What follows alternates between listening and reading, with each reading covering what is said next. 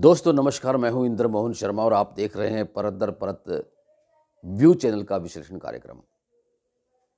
मुद्दा है बिहार में 9वीं बार सीएम बने नीतीश कुमार। बिहार की राजनीति में एक नया अध्याय शुरू हो गया है। कल तक बिहार में जेडीयू और आरजेडी की सरकार थी, गठबंधन की। अब वहां पर एनडीए की सरकार बन चुकी है। क्यों कि जेडीयू के नेता नीतीश कुमार एनडीए में शामिल हो गए हैं। अब बिहार में कह सकते हैं कि डबल इंजन की सरकार बन गई है, यानी कि बीजेपी के एनडीए के अच्छे दिन आ गए हैं। नीतीश कुमार के तो दिन पहले भी अच्छे थे, अब भी अच्छे हैं, लेकिन अब सवाल ये उठता है कि ये अच्छे दिन कितने दिन रहेंगे। सवाल ये भी उठता है कि नीतीश कुमार क्यों एनडीए में चले आए। सवाल ये भी उठता है कि क्यों बीजेपी ने, एनडीए ने नीतीश कुमार को फिर से गले लगा लिया। इन सब सवालों का जवाब जानने से पहले अगर आपने ये चैनल परत दर परत अभी तक सब्सक्राइब नहीं किया है तो प्लीज़ सब्सक्राइब कर लीजिए। इसके बेल आइकॉन के बटन को ऑल करके दबा दीजिए, ताकि जब भी ऐसे महत्वपूर्ण मुद्दों पर हम कोई वीडियो तैयार कर YouTube पे अपलोड करें तो आप उसे भली भांति देख सकें, सुन सकें, और अगर आपके मन में कोई विचार उत्पन्न होता हो तो उसे कमेंट बॉक्स में जाकर कमेंट भी कर सकें। चलिए बिहार की राजनीति के नए अध्याय को पढ़ लेते हैं।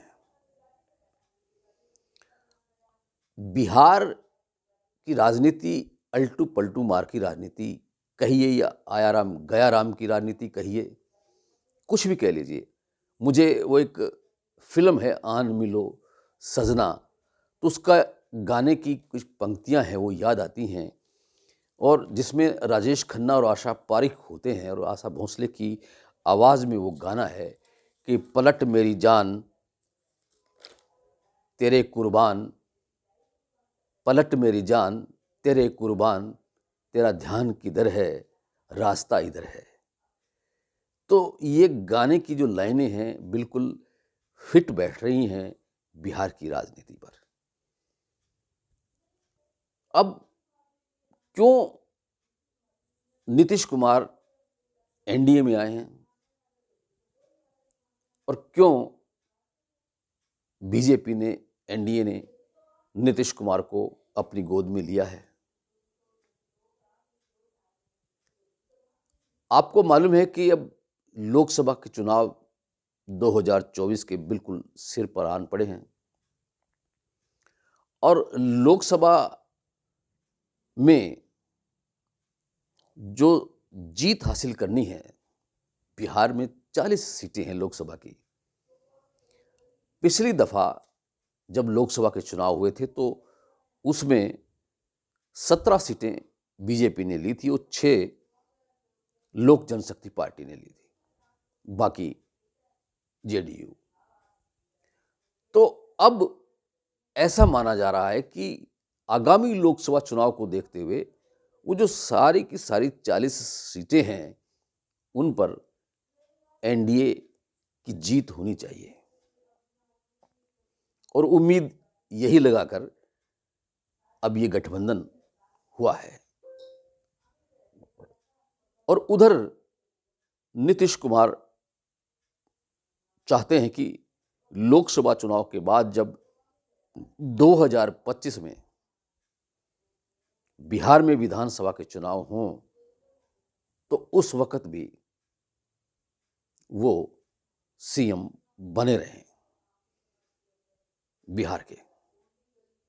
हालांकि विपक्षी दलों का जो गठबंधन बना INDIA, उसके नींव डालने वाले नीतीश कुमार ही थे, और वो चाहते थे कि पीएम फेस उन्हें बना दिया जाए, उन्हें संयोजक बना दिया जाए, लेकिन INDIA के अन्य घटकों ने इसे स्वीकार नहीं किया और पश्चिम बंगाल की ममता बनर्जी ने कांग्रेस के राष्ट्रीय अध्यक्ष मल्लिकार्जुन खड़गे का नाम दे दिया संयोजक के लिए।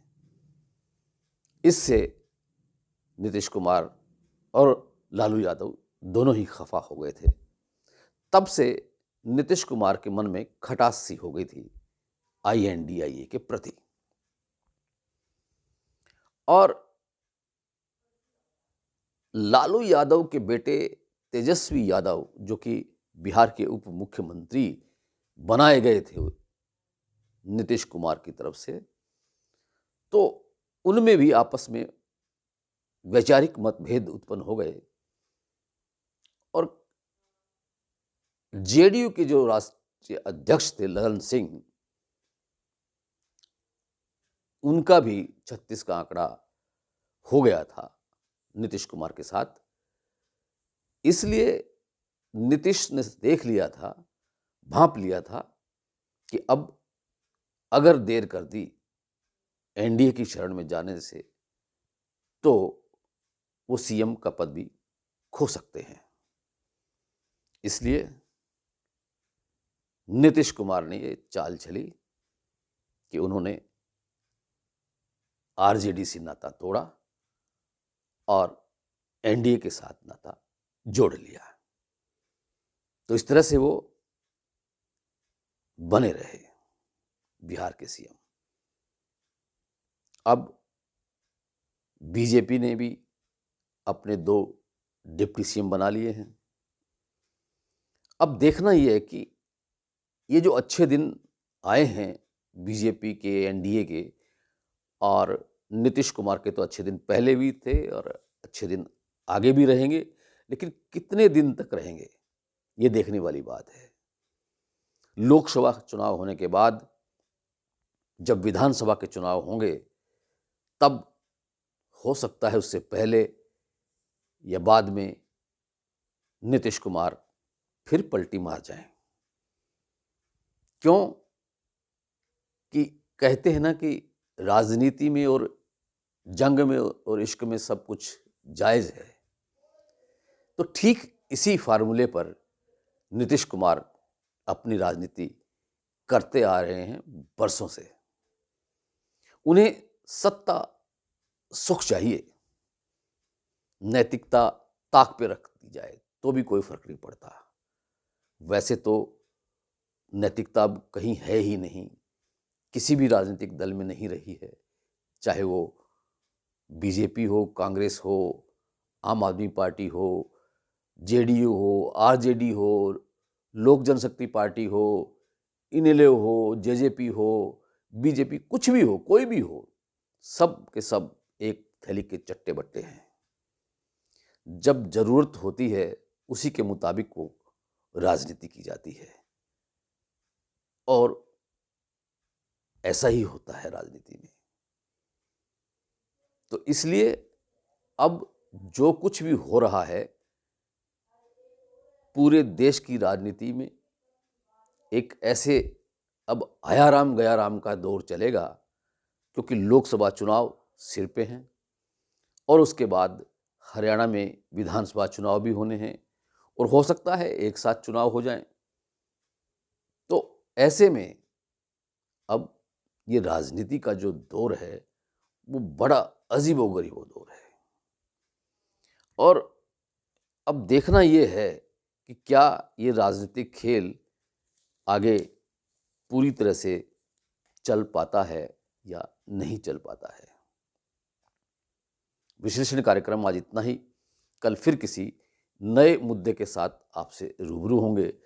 तब तक के लिए इंद्रमोहन शर्मा को इजाज़त दीजिए और अगर आपको ये वीडियो पसंद आया हो तो इसको आप लाइक कीजिए, अपने परिचितों को, मित्रों को, और इसको शेयर कीजिए। का बहुत बहुत धन्यवाद, बहुत बहुत शुक्रिया।